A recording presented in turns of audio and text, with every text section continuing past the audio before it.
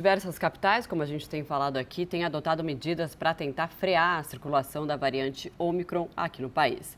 Nós temos visto, inclusive, o cancelamento das festas de Réveillon e de Carnaval, por exemplo. A gente tem discutido sobre isso também aqui no CNN sábado. Rio de Janeiro hoje cancelou também a festa de Ano Novo. E para a gente entender melhor esse cenário, a gente vai conversar com as médicas Isabela Balalé, que é vice-presidente da Sociedade Brasileira de Imunizações, e com a Rosana Richman, que é infectologista do Instituto Emílio Ribas. Bom dia para você, Isabela, e também para você, doutora Rosana. Bom dia a todos. Bom, vou começar então com a Isabela. Para a gente, na verdade a pergunta vale para as duas, vou começar com você, Isabela, para a gente falar um pouquinho se diante desse cenário da variante Ômicron, a gente tem que adotar medidas mais restritivas, como essas que estão sendo adotadas, o cancelamento do Ano Novo, medidas mais restritivas, além dessas, de cancelar o Ano Novo, precisam ser tomadas nesse momento? Então, é um momento de cuidado, né? É um momento que a gente precisa entender melhor. A gente tem até uma perspectiva de que a Ômicron não é uma variante que fuja das vacinas, etc. Mas, é claro, a gente corre o risco de uma volta da circulação do vírus de uma taxa maior. Então, tem que pensar... A gente já conseguiu tanta coisa, né? Pensar realmente que uma festa como o Réveillon do Rio, com 2 mil milhões de pessoas, se realmente é o momento agora. Doutora Rosana, essa questão de momento, parece um momento de muita dualidade, porque dá a impressão que a gente tinha, de algum modo, controlado a pandemia, ainda que tenha números de mortos sendo divulgados diariamente, mas havia uma tendência de queda. Aí depois, a impressão que dá é que houve uma estabilização nesse número de casos e até mesmo de mortes, e não mais de queda. E uma sensação da sociedade de que a gente estava avançando para um 2022 mais interessante. Como é que a gente define esse momento que a gente está vivendo, hein, doutora Rosana? Bom, Nonato, primeiro eu concordo totalmente com você com essa dualidade de pensamento, né? E se para nós já é complicado, imagina para a população geral. Então, eu acho que a Ômicron, ela vem para fazer com que a nossa decisão seja mais fácil. Por que eu estou te dizendo isso? Porque antes de saber dessa nova variante, a gente vinha discutindo, eu mesma já discuti com vocês, deve ter Carnaval, deve ter Réveillon, qual é o risco? E a gente vendo num cenário totalmente mais favorável aqui no Brasil, é claro que a gente estava animado para querer começar a flexibilizar mais. Mas, ao mesmo tempo, nós que vivenciamos toda a pandemia, a gente tinha dificuldade de falar, não, vocês têm razão, os casos estão muito menores, então a gente consegue flexibilizar porque a gente sabe dos riscos que poderiam ter. A hora que vem essa nova variante, eu acho que ela ajuda muito a gente a falar realmente não é hora da gente flexibilizar. Ele continua circulando, essa nova variante, tudo é muito preliminar, mas a curva que a gente está vendo, pelo menos lá na África do Sul, em termos de disseminação né, o espalhamento dessa nova variante, é algo que fala, bom, qual é a principal medida que eu preciso fazer se eu tiver com uma variante que se espalha muito fácil? Máscara, não tem outra coisa para eu te falar. Então, a máscara, neste momento, e evitar aglomeração, e óbvio, a gente sabe que num Réveillon, num Carnaval, é claro que as pessoas acabam não usando máscara por motivos que a gente consegue entender, então é mais prudente você realmente evitar essa aglomeração do que você falar, não, podemos fazer e todo mundo respeitando as normas sanitárias. Isso a gente sabe que não existe. Então, a Ômicron vem, não em termos de gravidade da doença, felizmente é o que está aparecendo, mas em termos de risco dela se espalhar. E mais do que isso, Nonato, cada vez que essas variantes podem se replicar e transmitir entre pessoas, o que pode acontecer nessas festas, a gente corre um novo risco de ter uma outra variante mais distante ainda daquela original, e foi a variante que todas as vacinas foram desenhadas para ela. Então, eu acho que é tudo isso que a Ômicron vem, eu diria, entre aspas, para nos ajudar nessa decisão de realmente ter mais cautela. Doutora Isabela, em quanto tempo, se é possível prever isso, a gente pode saber do impacto da Ômicron aqui no país? Porque, claro, as pessoas falam assim, o ano novo foi cancelado por uma medida de precaução mais do que de cenário epidemiológico, eu acredito. Mas as pessoas já pensam, vou me programar para o carnaval. Só que também não é a hora de se programar para o carnaval, porque a gente não sabe se a festa de fato vai acontecer. Já dá para a gente saber quando que a gente pode sentir o impacto e ter noção dessa situação aqui no Brasil? A experiência mostra, né? Pelo menos, você precisa ir de pelo menos 15 dias para você ter novos casos, para que você encontre, né? Identifique esses casos, mas não é uma coisa assim tão rápida. A gente viu com a Delta, por exemplo, que quando anunciada fora aqui do país, era uma preocupação, e a Delta ela se disseminou fortemente aqui, principalmente em Rio de Janeiro, cidade do Rio de Janeiro, e ela não foi à frente, né? Quer dizer, ela não se tornou a variante prevalente, como aconteceu nos Estados Unidos, na Inglaterra.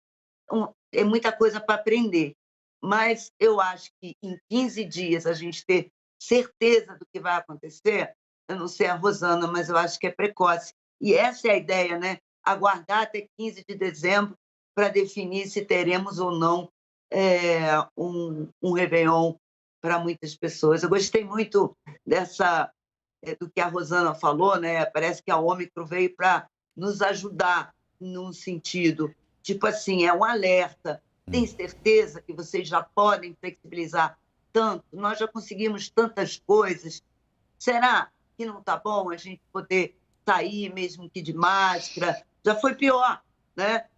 E se a gente não pensar agora, e tanto eu quanto a Rosana trabalhamos com prevenção, não dá para a gente esperar a coisa acontecer para tomar uma atitude. Isso a Covid mostrou muito bem para todos nós, né? É por aí, doutora Rosana? Eu estou vendo essas imagens do carnaval, que saudades, né? Primeira coisa que a gente tem que falar. A gente gostaria tanto de voltar a ter essas confraternizações, essas festas, só que o carnaval, a gente está vendo nas imagens, é um ambiente onde você, obviamente, você bebe muito mais, você troca copos, você canta muito, você grita muito. Eu estou falando isso porque você beija muito mais. Então, todas essas situações são situações de maior risco do ponto de vista de transmissão da Covid-19. Então, eu acho que até o carnaval, respondendo à pergunta da Marcela, claro, é muito difícil a gente fazer uma previsão do que vai acontecer aqui no nosso país. O nosso país tem uma condição excelente, que a nossa população é muito mais vacinada. Só que eu acho que é fundamental, e se tem duas coisas que eu acho que a Ômicron também mostrou para nós, é a necessidade da máscara nesse momento, exatamente pela disseminação, e dois, é a necessidade da dose de reforço para todo mundo que chegou sua vez. Está saindo, eu sei que é pouco tempo, mas está saindo estudo atrás de estudo, Reino Unido já está mostrando isso, Israel já está mostrando isso. A hora que você faz a sua terceira dose, a sua dose de reforço, a quantidade de proteção sobe muito. E, além de subir muito, ela sobe mais rápido do que com as duas primeiras doses. Então, nunca foi tão importante a gente, de fato, checar se está chegando a sua vez de fazer essa terceira dose, para a gente estar preparado. Eu tenho dito que essa variante não é de preocupação, é uma variante de preparação para nós aqui, que estamos numa situação, felizmente, muito mais tranquila do que nós já tivemos há um tempo atrás. Doutora Rosana... Posso interromper? Claro, por favor. Só complementar essa importante fala da Rosana. Isso, quem precisa, já está na época, todos precisamos de terceira dose. Então, é a hora, não deixe de fazer. Mas chamar atenção para aqueles que ainda não tomaram a segunda dose. Nós já deveríamos ter uma cobertura vacinal melhor para a segunda dose. Então, não deixa de fazer a sua segunda dose. Isso é fundamental para a proteção de cada um de nós e para toda a coletividade, né? Individualmente e coletivamente, esse é o melhor caminho. Para que a gente tenha uma variante ou não, se tudo e tudo mostra, né, que provavelmente as vacinas vão conseguir manter a redução de hospitalização e óbitos, mas quanto mais tempo esse vírus circular, mais risco, não mais uma variante, mas assim, um novo vírus, um novo coronavírus, uma cepa muito diferente das outras, e aí a gente zera, né, Rosana? Começa tudo de novo.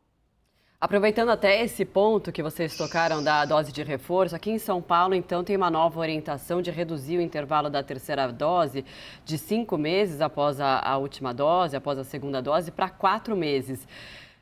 Essa mudança só aqui em São Paulo, como que vocês veem isso? De fato, é melhor tomar antes, em 4 meses? Como que, na avaliação de vocês viram essa decisão aí vinda do governo estadual?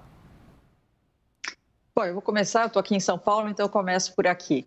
Eu te diria assim, eu acho que o mais importante do que a gente ficar discutindo, se é com 4, com 5, nós precisamos da terceira dose. Se eu tiver disponibilidade de vacina, tá? Vamos supor que eu tenha disponibilidade de vacina para poder eventualmente encurtar esse prazo. Só para dar um exemplo, Marcela, o Reino Unido essa semana decidiu fazer 3 meses de intervalo, tá?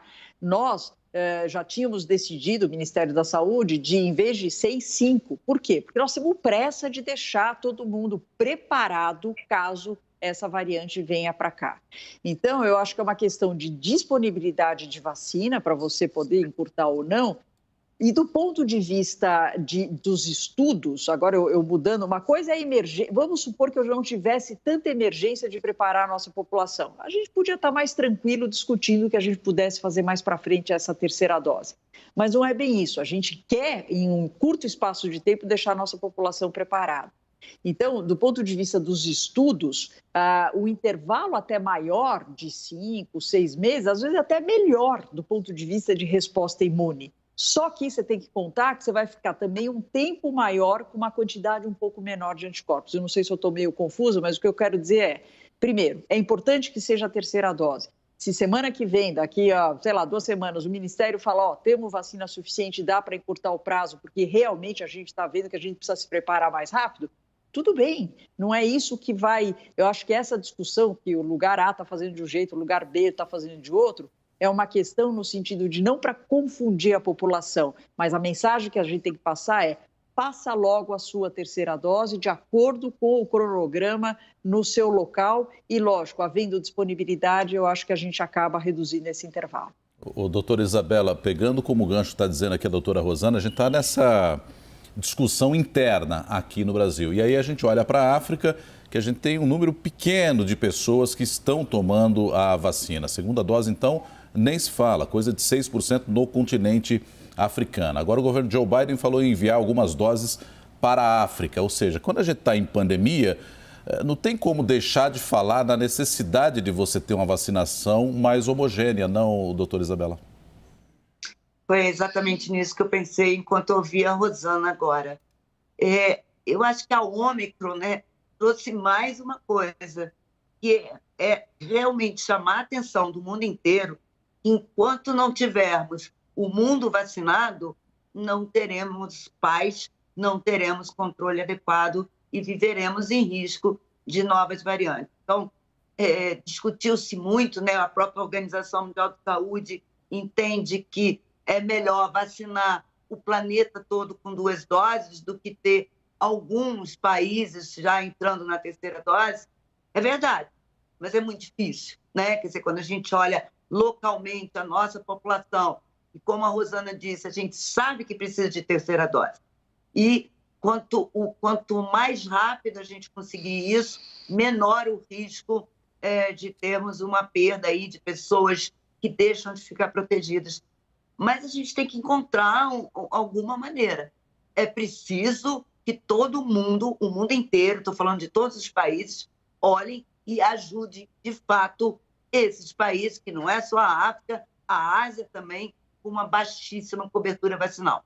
E vamos lembrar que nem África, nem Ásia, nem Europa são países, né? Claro, estou brincando aqui, mas só para lembrar que até mesmo na Europa, quando você olha a cobertura vacinal da Europa, é muito semelhante à nossa. Mas quando você olha país por país, você tem países com uma cobertura muito menor, assim como na América Latina. Então, essa desigualdade, parece que a Covid veio para dizer para a gente, olha só, desigualdade não é o melhor caminho. E, infelizmente, o que a gente está assistindo é muito longe disso. Tem uma desigualdade, mas também em algumas regiões, por exemplo, que tem a condição de ter uma vacinação, um índice muito melhor nos Estados Unidos e até na própria África do Sul, que tem uma situação melhor em relação ao restante do continente, tem vacina disponível e a população também não quer se vacinar. Então, essa pandemia que a gente tem chamado assim, né, dos não vacinados, também é um problema. Agora, eu queria colocar aqui em questionamento para vocês se esse movimento surgiu por conta dessa vacinação que aconteceu de uma forma muito rápida ou se de fato agora, com esse problema aqui em vista, a luz é jogada e a gente consegue observar que tem muitos negacionistas pelo mundo inteiro. Os negacionistas, na maioria... Não, vai frente, Isabela. Vai frente. Então, os negacionistas, né, ganharam uma força muito grande com a pandemia, porque você pega uma população fragilizada, com medo, então a gente se torna presa fácil de fake news e do negacionismo, né? Agora, isso sempre foi muito forte em relação à vacinação, né? O negacionismo em relação à vacinação sempre foi muito forte na Europa e nos Estados Unidos.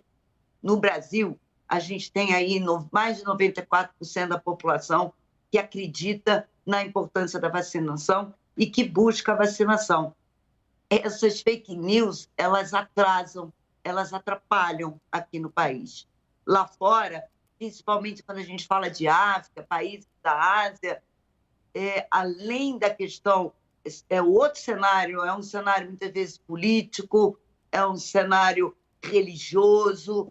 Então, para cada região do mundo e para cada país, uma situação diferente. Então, na África e na Ásia, existe também muita... Não conseguimos... Existem 2 países asiáticos ainda com poliomielite, quando o mundo inteiro já eliminou. Então, tem um cenário bastante diferente de Europa, da gente, ou mesmo dos Estados Unidos. Difícil resolver essa equação, não, Rosana? Nonato, é muito difícil. A gente até recentemente fizemos uma revisão desse assunto. Os antivacinistas, eles vêm, mas é secular isso, não é uma coisa de agora, é uma coisa que vem há muitos e muitos anos, desde a época do Jenner, lá quando ele foi o primeiro que fez a vacina, que desenvolveu a vacina, e lembrando que a vacina, na época lá que ele desenvolveu, tinha a ver com a varíola bovina, então eles têm vários quadros que a gente vê por aí, da época, onde o Jenner está vacinando a pessoa e a pessoa começa a criar chifre, a criar cara de vaca, etc. Ou seja, não é nada novo. O que a Isabela falou é que a importância e a força dos movimentos anti-vacinas na Europa e nos Estados Unidos e várias outras regiões é muito mais forte do que aqui. Então, a América Latina, de uma maneira geral, a gente dá exemplo. Eu dei algumas entrevistas esses dias de Washington Post, o pessoal de fora querendo entender como é que o Brasil saiu, se fosse uma corrida de Fórmula 1, a gente sai lá atrás na pandemia em vários aspectos e a gente, do ponto de vista de vacinação, a gente realmente está passando na frente de muita gente. Então, isso é cultural. O brasileiro acredita na vacina. É claro que nesse momento ele está hesitante, porque ele está inseguro com tudo o que está acontecendo, ainda mais com essa circulação de fake news, mas o Brasil está sim dando um exemplo e isso possivelmente vai fazer a diferença a hora que a gente tem umas novas variantes. A gente tem que tomar nossos cuidados, mas isso a gente sai na frente dos outros países em termos da nossa proteção individual, o que obviamente acaba sendo uma proteção coletiva. Maravilha, agradeço aqui a esse debate tão esclarecedor, tão importante, né, diante da pandemia, dessa nova variante, as angústias, enfim, as novas medidas restritivas que estão sendo tomadas em relação a isso. Agradeço então a médica Isabela Balalé, que é vice-presidente da Sociedade Brasileira de Imunizações, e também a doutora Rosana Hittmann, que é infectologista do Instituto Emílio Ribas. Muito obrigada e até uma próxima. Bom dia a Obrigada. todos.